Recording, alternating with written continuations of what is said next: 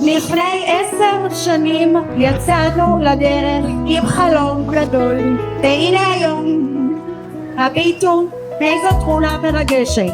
קהילה שלמה של תלמידים, צוות, הורים ובוגרים שצמחו יחד והפכו את שיבולים למה שהוא היום. עשור של חלומות, של עשייה, עשור של מנהיגות, ערכים, אתגרים, למידה ואהבת האדם והארץ. להמשיך להאמין בדרך ולהוביל כאן תלמידים, קהילה שלמה, לחלום, ללמוד, לעשות יותר ולהיות מנהיגות ומנהיגים.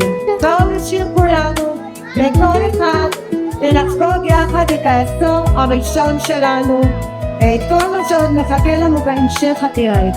מזל טוב שיבולים!